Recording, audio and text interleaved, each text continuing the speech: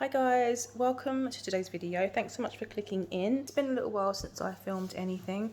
Sometimes you're just not in that mood. It doesn't mean that my collection has gone stagnant in any possible way. My brain's a bit stagnant, but my collection has been moving quite a bit. There's been a really hard culling, but also a lot of indulgent purchases. I hear people say the word curate a lot when they're doing a declutter, and that sounds really attractive. I wish I could do that with my collection.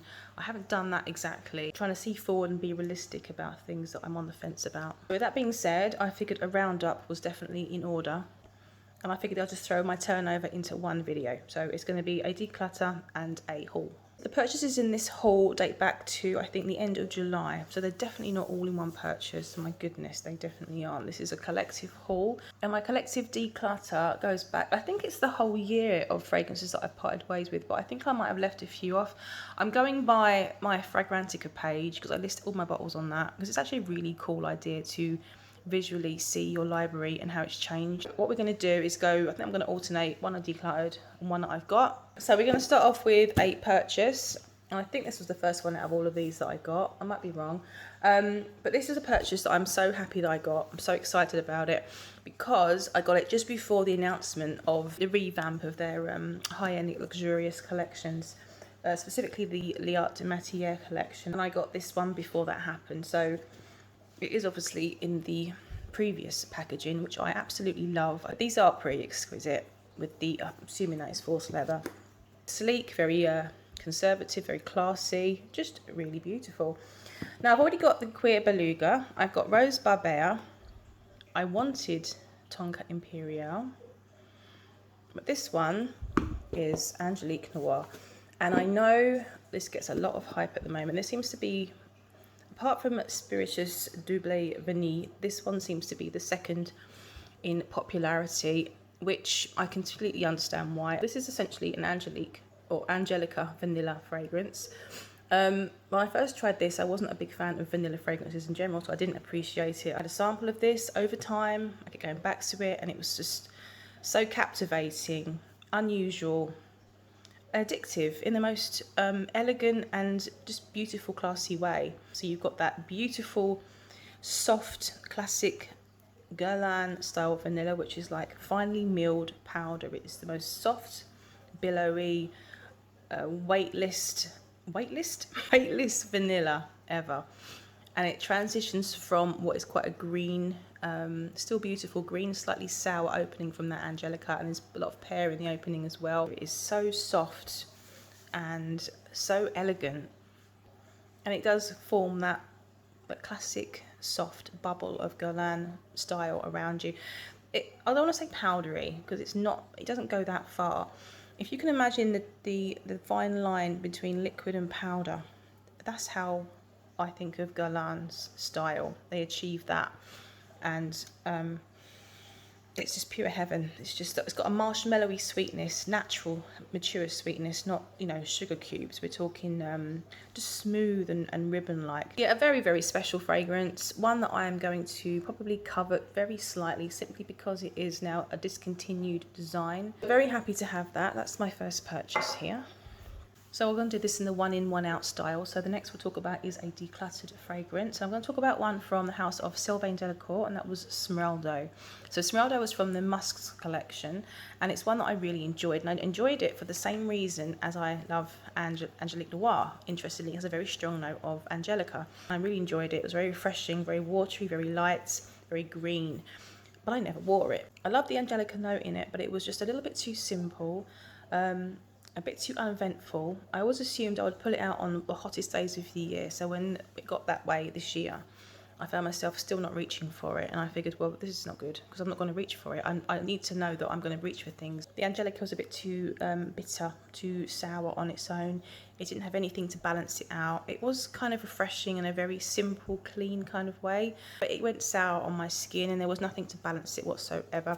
I just didn't enjoy it. It was kind of boring. So I just didn't reach for it, and I always thought of it as my summary, more practical version of having Angelique Noir. I realised going back to my little sample of Angelique Noir that Angelica needs to be made with vanilla, with the pear, by Guerlain. That's how I want it. That's how I want it served up. That's how I'm going to enjoy it. So I figured just do what you need to do. Sold my Smeraldo, and so I bought my Angelique Noir. So my next purchase is actually a backup bottle of something that I really love. I think it's incredibly extravagant to buy backup bottles, especially when you've got over 100 fragrances. I know it sounds ridiculous, but there's a few in my collection that I'm so in love with. I know they're ones I'm always going to want, and they're ones that discontinued. So that's my justification for obviously buying a backup. I've got a few backups this year, all of ones that are discontinued. I've only got 2 here because they're the more recent.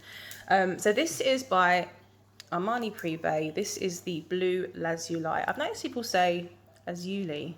I say Lazuli. Is it Lazuli or Lazuli, or does it matter? My dad always said Lazuli, so I'm going to say Lazuli. This is the 100ml. I can't even tell you how excited and happy and pleased I am to have this eBay purchase. About half of my purchases in today's video are from eBay.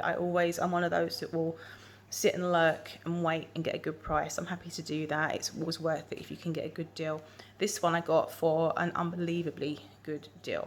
Trying to get it to focus, it does not like this box. It is a tea, tobacco, spicy cardamom.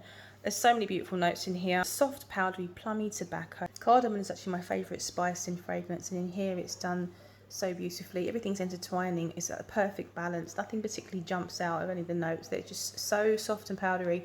I almost think of it as sherbety. I've always said this reminds me of some sort of sherbet. I don't know why. There's a fizzy aura about it, and there is a blue aura about it. I've always said that as well. I think I'm a bit influenced by the colour of the bottle, which is absolutely stunning, but when I smell it, there's something, I don't know what it is. There's this blueness to the powder as well. It's a beautiful fragrance, very special, and like I say, discontinued. So once you get hold of, if you can. But I'm so happy to have this. So that's my backup of Bleu Lazuli Armani Prive. Nixie, Nixie, Nixie. No one wants to see your bottom. You can do the talking for me. I'm too tired. So next up we have one that I decluttered. So I parted ways with one called the Favourite from Penhaligons. I did mention I was going to do that in a previous video. It's very much a sort of spring, effervescent, violet iris fragrance. Loved it when I first got it. I thought it was very pretty, perfect for spring, kind of had a fizzy quality to it. I just suddenly didn't like it. Could have been musks in that, doing that. I'm not good with musks either, but it just suddenly became unappealing, not something I wanted to reach for. Loved the bottle, very pretty, but I realised I just wasn't going to hang on to it. So next up is actually 2 purchases that I made from the same house. So the house of Renier, I got myself a backup of Black Rain. I love this one. It's very special. It's very polarizing, not for everyone. So if you watch my videos, you know that Black Rain is one of my favorite fragrances of all time. I've always said it's a fragrance of my soul, which sounds very dramatic. It starts off being so sharp, abrasive, but in a kind of sexy leather kind of way, and it just transitions so beautifully into the floral heart of violet and violet and rose. Ambergris and chamomile bring in a whole nother level of quality. It's unique, it's different, it's hard to describe this one. So that's my backup of Black Rain. My second one from Renier is Kisses Rain. Kisses Rain was in fact the standout fragrance from this Rain collection of Renier about, I think it launched about 3 years ago. This one gained a lot of traction on YouTube. There was a few reviewers that fell in love with this one and did beautifully dedicated reviews of it. When I first tried the entire Rain collection, it was Black Rain that I fell in love with. Kisses Rain is more of an ambery almond style. Amber isn't my favourite, and it's not something I associate myself wearing. It reminded me a lot of Fève Delicieuses when I first smelt it. Only this obviously has much more of an amber punch, and amber, like I say, wasn't ever my favourite, so I didn't pursue this one. But I always had a decant, which I went back to.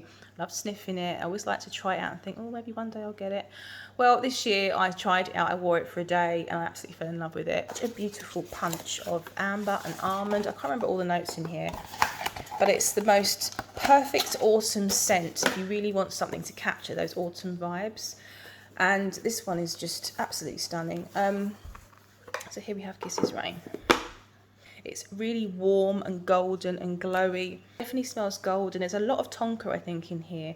And because it smells golden and it's tonka, that's why I get this familiarity with the Fève Delicieuses. Thick, hearty, opulent scent that leans gourmand. Yeah, just golden and cozy, and I want to take a bite out of it whenever I smell it. It's just absolutely delicious. So really happy to now have this one. to sit with my Black Rain. So that is Kisses Rain by Renier. So another fragrance I decluttered this year was one called Grisette from the House of Lubin. So those bottles are, you know, all curved and beautiful, like the sort of shape of a lady, or like a shape of an urn. Really stunning, beautiful bottle. I blind bought Grisette on eBay, very safe review, so I figured I'd take the plunge. I think of it as pink petals, pink rose petals in grapefruit juice or something like that. It was very delicate, quite refreshing. It had absolutely zero performance on me, and there was no point in keeping it. My mum was looking for something fresh to wear, and she really loves it, so I gave it to her. So as one fresh floral leaves, another one enters. This is from the House of Ormond Jane, and it is called Ormanthus. Now, I have mentioned many a time that I have quite a love for this house, and I have now got quite the collection of Ormond Janes. Basically, Ormanthus, that's what it is. It's an apricot-y scent, sort of smelling flower. Many people do say that. I've never smelled an actual Ormanthus before, so I'm only going by what other people say. It smells apricot-y, but it kind of does. I get it. Fresh, aromatic, very clean. You know, that Ormond Jane style that I say is very spa-like. It is exactly that. It's sort of got this crystal clear quality, very spa, very clean, very aromatic, but with the focus on Ormanthus. A fuzzy surface. It has a strange fuzzy peachy surface, but it's so clean and watery behind it. Again, I'm not going to go through all the notes. It has a woody aromatic quality. We're getting this clean and very realistic Ormanthus, apparently. So very happy to have that join my Ormond Jane family. So my next decluttered fragrance will be a massive surprise because it is in fact from the same house, Ormond Jane. Now, there's nothing wrong with this fragrance whatsoever, but since I bought Ormond Woman, which I absolutely love, aromatic, green, woody, grassy, stunning, I had Prive, and Prive was is very similar. Spicy, aromatic, very diffusive, very light, calming fragrance. It always reminded me of nutmeg on a rice pudding for some reason. But since getting Ormond Woman, it's like Prive, but so much better. It's like an element of Ormond Woman has been put into the bottle, and they've named it Prive. So it just made no sense for me to keep hold of Prive, because whenever I fancied that style of spicy aromatic, I would always reach for Ormond Woman. Prive I decided to part ways with. So my next purchase, bought it blindly. I got swept away with the story and the posts and people's opinions on the fragrance. I love the story behind the brand, the creator. She used to be a sommelier or sommelier, I don't know how to pronounce it, someone who's obviously expert in wine, knows how to pair wines to food, knows her notes, knows her ingredients. She created a fragrance company called Pomares Stolen Perfume. Definitely check out her on Instagram because she's a fantastic lady. So everything is natural, ethically. Obviously any animal related musk, that kind of thing, I imagine will be synthetic, but everything else is natural. And all of her fragrances are limited edition, at least in terms of the batch, based on the season and what is readily available. So the one I have bought here, a perfume called Beulah. This is the packaging it came in. I actually bought this direct from the company in California, Venice, California. And Beulah is the one I figured it sounded the safest option to buy blind. It's based around peaches. I love peach, but when it's done in a very synthetic way, it can be horrific. It could be just awful. I love the idea and the sound of fermenting natural peach juice. Something about that just sounded so Moorish and lovely. Even if it was slightly dirty, I just really fancied it, so I went for it. So these are peaches that she's quite passionate about. They're from a place called the Frog Hollow Farm. So they're special peaches that she has made into a tincture herself. I was hoping for I kind of wanted something a bit skanky, actually. I didn't mind. I fancied something that was like a fermented, over-ripened peach that was going into sugary stage, you know, but natural. That's kind of what I was expecting. It isn't like that. It's definitely unusual. This is a really hard fragrance for me to put into words. It's a lot more mellow than I thought it was going to be, much more lighter and simple. Still, I mean, when I say simple, it's natural. There's still a lot of facets. There's a lot of beauty in this. It's just not as skanky and as rich as I thought it was going to be. Naturals are known to obviously, you know, naturally fly away, I guess. On me, this one really doesn't last long. It's like it's more like cider. It's more like a flat, smooth cider. And if you didn't know peaches were the main player, I don't know if you would pick them out. It's definitely a fruit of some sort. It's a soft, fuzzy fruit that's been made into a kind of very soft cider. There's something in here, I've just sprayed it actually, that smells like Play-Doh. It's really weird. It's really unusual. Not unpleasant. I don't dislike it at all. I'm still getting my head around it. This one would definitely perform beautifully on a very, very hot day. I think it needs the heat to stimulate it off the skin. It's alive. There's no question this is a natural fruit. It smells living, it smells alive. I mean, the smell is as close to nature as you can physically get. As you can see, fragrance still has a lot of sediment and a lot of cloudiness because it's not been filtered. It's deliberately left in for as much sort of botanical purity. This is not like anything else I've ever tried before. This is like a splash on fruit juice. Unsweetened, natural splash on peach juice. If you were laying around the pool, if you were laying on a beach, you didn't want anything synthetic on you. This is the sort of thing I think this suits. It'll be interesting to see how it develops, you know, for now, in my cupboard in the dark until I put it out on a hot day next year. Very artisan, it's very unique. Beulah from Pomares Stolen Perfume. Next up is a declutter, and I decluttered one of my Christian Dior Prive bottles. I know, it's a shocker. I decluttered Holy Peony. I decided it just sat a little bit too medicinal, sharp on my skin. It's a pretty bouncy, fruity, easy wearing, fresh peony fragrance in Dior style. And I think I like the idea of it more than the actual fragrance. I love the bottle, that it was pink juice, that it was pretty. I love the Dior bottles anyway. I love having them all lined up. I liked having it as part of my Dior collection, but it was my least favourite because whenever I'd wear it, the peony had this sharp, shampooy, liquid detergent edge, just slightly. I started to be more and more aware of it. So Holy Peony got the cut, but out with the old, in with the new. I've got a new Christian Dior to replace it in the form of Vanilla Diorama. I got this sample from someone who sold me a perfume. The sample came with the perfume I bought from them. I actually really enjoyed it. So much so that it has replaced a fragrance that has been on my wish list for ages, forever. And I don't want to go on and on because this video is going to be already so long, but just a very quick little story.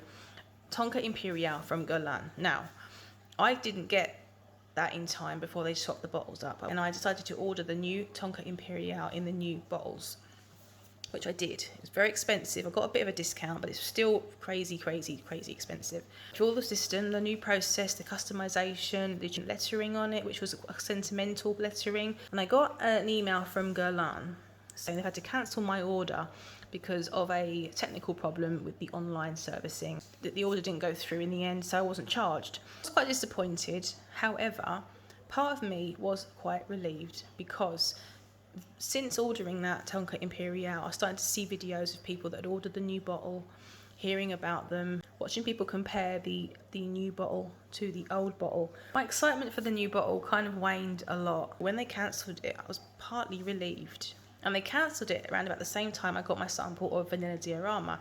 Now, the reason I'm linking that to this fragrance is because there's an element, or there's quite a strong element in this fragrance that reminds me of Tonka Imperiale, and I just prefer this. So I've heard a lot of reviews coming out of comparing this to Fève Delicious. Yes, it does smell like that in the beginning. Off the cap now, smelling it from the cap, it smells exactly, it smells exactly the same as Fève Delicious. Once you spray it, there's the orangey, rummy hit. I can get a lot of the orangey rum, but it's soft. It's not like a big gourmand in your face. It's got that soft vanilla, wrapping around it. Through the wear of this, it transitions into this Tonka Imperiale style, but you've got the facets of the orange and you've got the facets of the rum. I wasn't expecting to love this. I didn't expect to say not to buy it. It filled a hole that the Tonka Imperiale left behind. Perfect for this season, and I got this on eBay from a private seller for a really good price as well. So again, another eBay bargain, and for a fragrance that I am so happy to have. So that is Vanilla Diorama. So going into some Tom Ford territory, I decluttered a fragrance from Tom Ford, and it was Noir de Noir. I know. I had a love-hate relationship with Noir de Noir. I couldn't get on board with what was quite a musty patchouli truffle. There's a very strong resemblance to Black Orchid, which have always been too challenging for me, and I think unfortunately it pulled too strong in that direction. So I never really reached for it. I never wore it. I knew someone who had their eye on it and really, really wanted it. And in the end, I thought, that person loves this fragrance. I don't wear it. I don't need it. I'm going to sell it to them. And they were over the moon. So that was obviously meant to be. Since then, I fell for a new Tom Ford. And it's one, again, that I just didn't expect to enjoy. So from their Private Blends raunchy line, I ended up with Bitter Peach. I say I ended up, it did cost me money, but again, this was a great bargain on eBay. That is a very distinct Tom Ford style, isn't there? The patchouli, the truffly, patchouli, dirty, slightly gothic edge that he has really can work well depending on what you put it with. I love Vanille Fatale. The vanilla with that DNA is stunning. As it happens, I think the peach works really well with that DNA. I love these bottles, always love these bottles. They're just fantastic. Okay, so this is very woody. It's got a real dryness to it for sure. It's almost like there's two different peaches playing in here. You've got a juicy, fresh peach, which is sweet. And you've also got an old bitter peach with the fuzzy, fluffy skin. And you're bringing them together and you've got this lovely, dense undercurrent of patchouli, which is wrapped up in I can't remember all the notes in here, but it's very woody. Obviously, patchouli is woody, but it's not that sharp headache patchouli. This is much more natural woody. I like the bitterness of it. I like the woodiness of it. I like how it actually smells quite opulent. I think it's definitely an evening scent or a daytime cold weather sort of scent. I think it's more evening. It's quite sexy.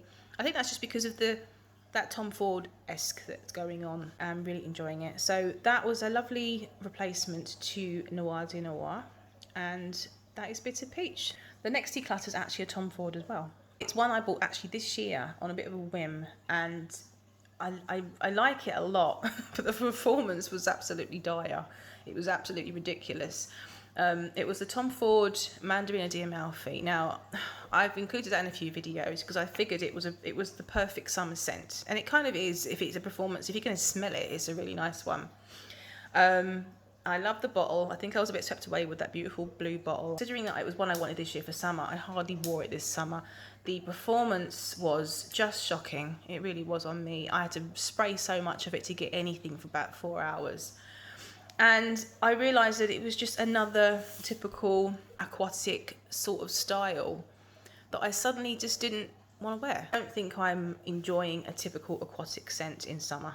It's just too typical. There's nothing wrong with a Mandarin Amalfi in terms of its scent. It had a lovely balance of an aromatic mandarin floral, and I've realised that I just don't think aquatics are my thing. I sold that pretty fast actually on eBay, so that has now left the building. My next purchase here is actually a little one hiding behind another box. I almost forgot I had it there, but it's very blingy, so it shouldn't be hiding. Oh god, I got myself a fragrance du bois. Well, it's just a little 15ml. Thought it would be something luxurious. I thought it would be an opulent, dark Oud Rose, something a bit fancy for the odd occasion. That's not what this is to me. In essence, it is a spicy shower gel rose. It's the way everything comes together. Is the way things come together in a shower gel. There is a freshness to this, and there's a lot of spice. The spicy shower gel nature of this reminds me of many masculine marketed fragrances. It's not an opulent rose, it's not an evening or gothic rose, it's not rich and decadent. In my opinion, on me, this is actually very easy wearing. This is a spritz and go rose. It just is. I love how spicy it is. It's not the most distinct smelling rose.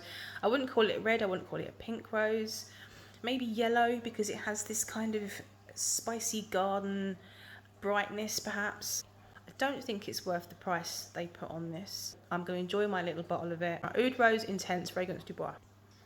So one that I decluttered is one from the house of Mancera, and it was Roses and Chocolate. I said in a previous video that I was planning to declutter that, and I finally did. On the whole, it just was weird on me. That one was going to sit and never get worn.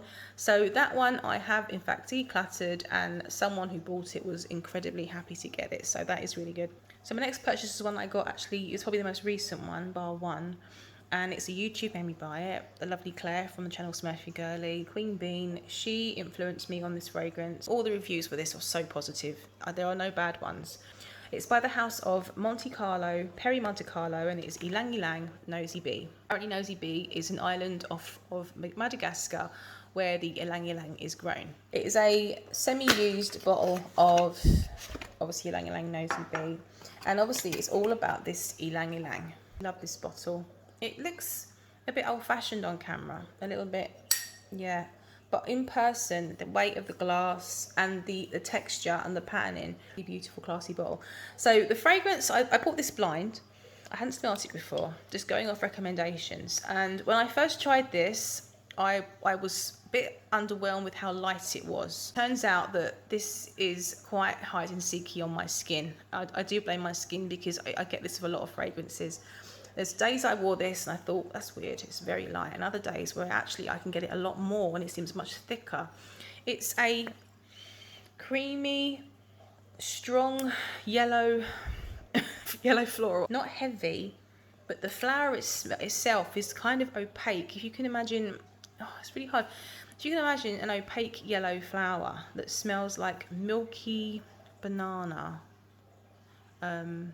a milky banana flower. There's a darkness lurking within this creamy yellowness, reminding me slightly of licorice, but not quite there, but only a hint of it. And there is a Tom Ford kind of thing in this. Like, I could imagine if Tom Ford came out with a fragrance that was called, you know, I don't know, Ylang something, then you would believe this was his scent. It gives you that opulent twang. It's Ylang Nosy B by Perris Monte Carlo. So one of the ones I decluttered recently was My Burberry Black from My Burberry. A very heavy musk, patchouli peach. It was a bit cloying, it was a bit heavy. But I showed my sister that fragrance and she instantly fell in love with it. Just made perfect sense to give it to her. So she's very happy. So my next acquisition is actually a very successful blind buy, which is always a relief. This was a blind buy and it was a YouTube made me buy, or inspired by Sebastian from the fragrance guy. He talks about new releases recently and he talks about one from Diptyque. It's Kyoto, part of their grand tour collection. I'm not familiar with the house or that collection. This is my first ever Diptyque, and this one was their first coloured glass bottle as well, apparently, and it marks their 60th. I think the whole grand tour is supposed to mark their 60th birthday. But this was their most recent one, quite quaintly all wrapped up in this little wrap thingy, which was kind of cute. And the colours on this wrap do give you an idea about the scent. It definitely smells like a dark earthy red colour. So you've got the florals in there, which kind of indicate that it's actually like a, you know, a floral or rose. Never smelled anything with beetroot in so far. This was going to be quite exciting to try, and the way that the reaction that Sebastian had was very positive. Beetroot didn't seem like something that he was overwhelmed by or that was conflicting anyway. What the beetroot actually does for this rose is make it juicy in a vegetal sort of way. You can imagine the taste of beetroot kind of lingering with the scent of a rose. You're going to get that. And it also helps the fragrance to actually smell deep red, deep pinky red.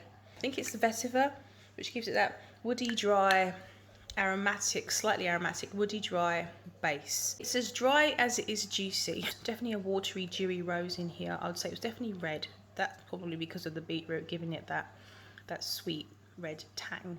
But it's a red rose. It's very watery, very dewy, but it's definitely in the ground, in the earth. Quite diffusive. It's not heavy in any way. And I like how unique and different it is. So very happy to have Kyoto, and that's my first one from Diptyque. So another recent declutter is Monte, and it's called Intense Cafe, the most iconic, well-known ones from Monte. And it is a beautiful fragrance. It's a lovely coffee vanilla rose. After a while, I was aware of how synthetic it went. And when I was feeling ridiculously bougie, I blind bought Cambridge from Xerjoff. And that is now my new Intense Cafe. It's exactly the same in the opening, but through the wear, the Cambridge seems to smooth out. It seems to get more jammy, but in a more blackcurrant way, slightly darker, but slightly more powdery perhaps. So that is one I decluttered recently. So my next purchase is actually also inspired by another reviewer. I think most of my fragrances are. If you're watching fragrance reviews all the time, that's kind of how you're going to find out about most fragrances. But this one was inspired by actually two reviewers. One, Cherie from the Top Note, impeccable taste in fragrance. She knows her perfume. Also, Lithia Marie recently purchased this one as well, and she was incredibly happy with her purchase. From YSL, and this is Blouse. Now, I had heard about this a few years ago, but I didn't really want to venture out too far back then. I had a fragrance that already smells very much like this. I have still got that one. This is a Rose and Angelique fragrance. Heavy, classy, understated, very elegant bottle. Lovely magnetic cap. Very similar to Dior, only square. You've got like a textured, really nice textured lid there. This is the 75ml, pretty much Delina, only a fresher day wear version. It's so perfect for me. I think this has become this is definitely my new favourite everyday plush classy rose fragrance, no question. Yes, it is Delina. It's a more watery version of Delina.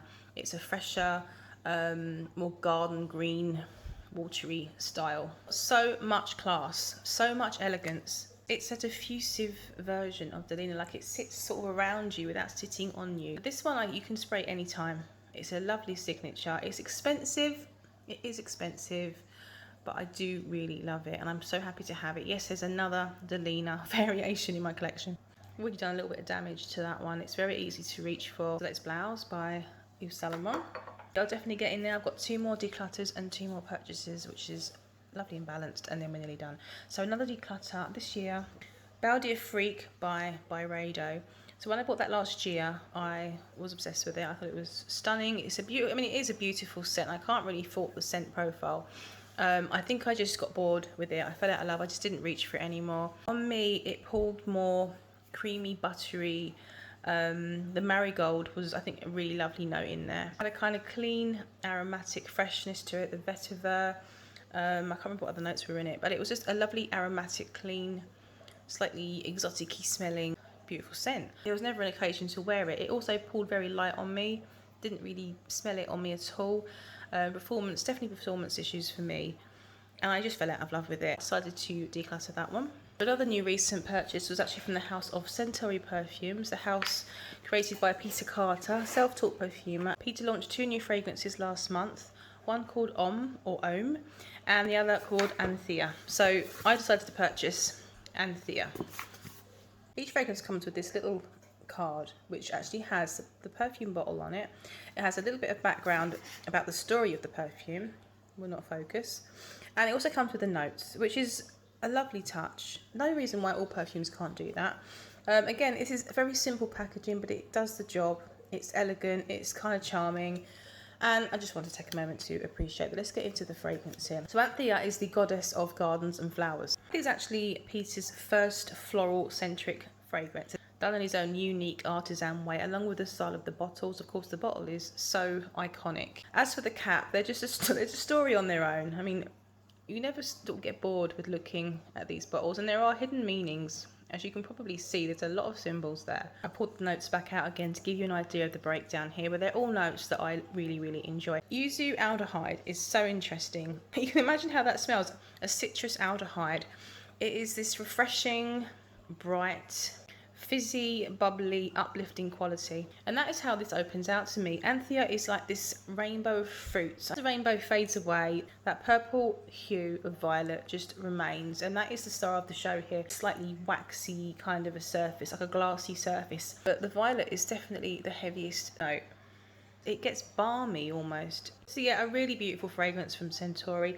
A fizzy, balmy, fruity violet fragrance. So that is Antheia by Centauri Perfumes. My last mention of a declutter, I'm going to run through really fast because it's a fragrance that won't mean anything to anyone, but I thought I'd mention it anyway. One by Marks and Spencer's that I bought, I think 2 years ago when I was walking through their store, and I picked up a fragrance called Opulence Oud, and it was my first experience of something that was just a simple sweet oud. I guess it represented my beginner's entry into a sweet oud, but it became very redundant, and I was happy to sell that to somebody on eBay. So that was my last declutter. So my final purchase of the year, and it probably will be my final one, it's one from the house of Xerjoff. Now, I've watching a lot of videos. Xerjoff seems to be getting a lot of traction at the moment. So I did go ahead and buy a few samples. And the one that I fell in love with, it smelled like a very woody, oody, soft, fairly sweet, comforting sort of scent. And it really reminded me of something. It's actually similar to, I haven't said what it is yet, but it's similar to this one. Ragback by Lattafa. It can go very musky. It's a vanilla oud. It's very simple, and I only spray it sort of around the room on cold nights. It's quite cozy. This one I've got is like this, but amped up with a jammy sweetness, and I could not stop spraying my sample. I fell in love with it completely. Went straight onto Google. Perfumedreams.co.uk was selling the 30ml, and I bought it. And that is Bouquet Ideale. I haven't opened this yet, and I'll tell you why. I went onto eBay looking at something else, and then I noticed someone was selling a 100ml bottle for a really great price. And this one was on its way, but I figured if I win the other one, I'm going to sell this one because I don't need that much Bouquet Ideale. Long story short, yay! I got my 100ml of Bouquet Ideale. It arrived today. I wanted to get this video done and I wanted to do it today, so this is really great. This actually arrived. Bouquet Ideale, part of the Customorati collection of Xerjoff. I love this deep foam. I mean, it's so dense. I just want to squish it. It's so squishy. So this is classed as a woody vanilla. I would call this a jammy, sweet, fruity, spicy woody vanilla. There's nothing to indicate anything jammy in here. There's no fruits in here. There's a lot of spice. You've got cinnamon and nutmeg, got gaiac wood, and lots of other wood, cedar, I think sandalwood, bringing a lot of woodiness, I guess. I would think there was oud in this. A sweet oody smell. That's what I get from this. It's as though someone has smeared jam, raspberry, probably raspberry or maybe strawberry, I don't know, jam over wood. And it's smooth and it's cozy and it's very reassuring. Spicy, woody, warm, jammy scent. It's just perfect for colder days. It is so cozy, it's so satisfying. I absolutely adore this bottle. I've never been a fan of the Customorati bottles because they just look a bit like a loaf of bread. There's something about this deep, dark glass, red, weddy glass, glassy red, whatever. Reminds me of like a cherry lollipop. I just want to lick it. I love the Christmas spices, the cinnamon and the nutmeg, proper Christmas spices. It's just fantastic. I really enjoy this scent. I don't know if I need another 30ml. I've got 100ml. Possibly will sell this one. I haven't made my mind up yet. So that is my final purchase for now. So that is the end of the video. I hope you enjoyed seeing my haul, listening to my declutters, and not judging. Thanks for joining me. I shall see you all again on my next one. Take care, guys. Over and out.